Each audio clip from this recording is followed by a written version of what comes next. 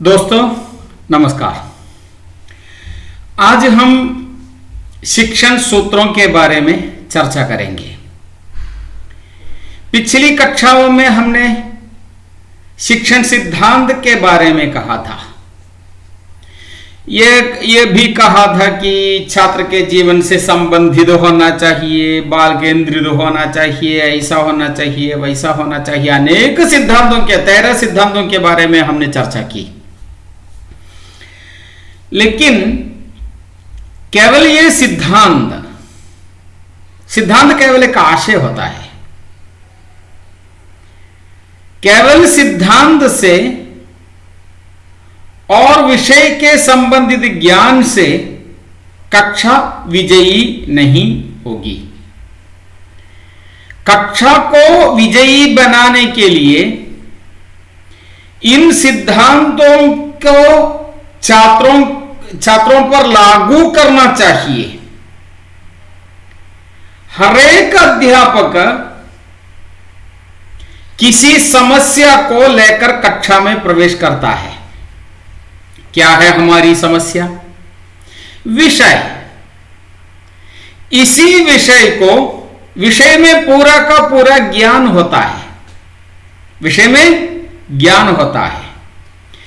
इस ज्ञान को छात्रों के मन तक पहुंचाना हमारी समस्या है।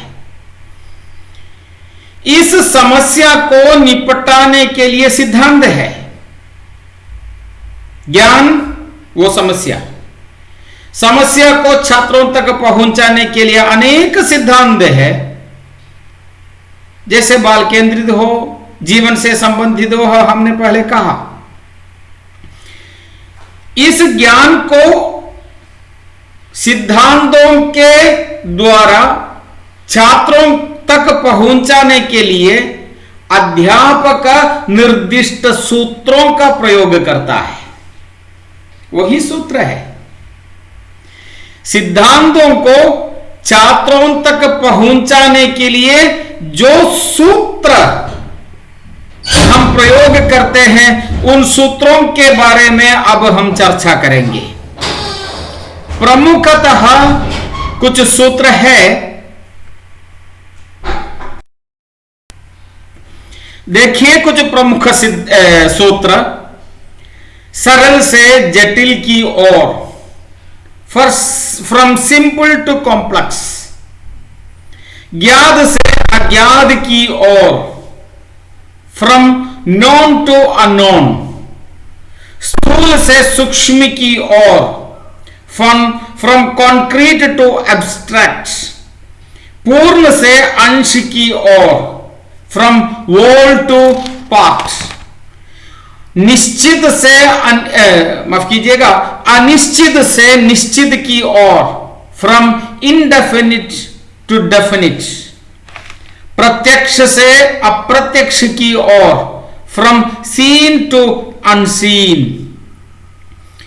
विशिष्ट से सामान्य की ओर, फ्रॉम पर्टिकुलर टू जनरल। विश्लेषण से संश्लेषण की ओर, फ्रॉम एनालिसिस टू सिंथेसिस। इस प्रकार 8 सूत्रों के बारे में हमारी पाठ्य पुस्तिका पाठ्य सहायक सामग्री में है। उनके बारे में विस्तृत रूप से हम जानकारी प्राप्त करेंगे। देखिए, सरल से जटिल की ओर, फ्रॉम सिंपल टू कॉम्प्लेक्स।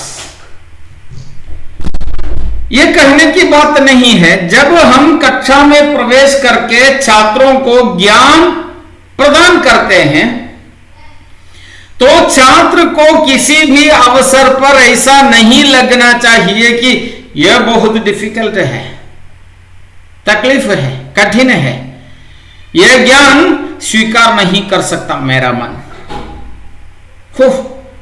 गणित कितना मुश्किल है, हिंदी कितना आसान है, हम कहते हैं। क्योंकि छात्र को सबसे पहले सरल बातों को सिखाना चाहिए। प्यार से हाँ, सरल बात जब पहले सुनता है तो छात्र का मन स्वीकार करने के लिए तैयार होता है कि हाँ, यह सरल है, मैं पढ़ सकता हूं। ऐसा विश्वास दिलाने के लिए कोई भी विषय हो, कोई भी ज्ञान हो, हम किसी भी सिद्धांत को स्वीकार करें, पहले सरल बातों को पहले छात्र के सामने रखना चाहिए।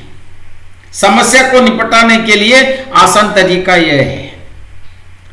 हाँ, कठिन से कठिन गणित को या भौतिक शास्त्र को, विज्ञान को सिखाना है हमको, लेकिन सबसे पहले जो छात्र के मन को स्वीकार करने के लिए योग्य ज्ञान है उसे दे दे।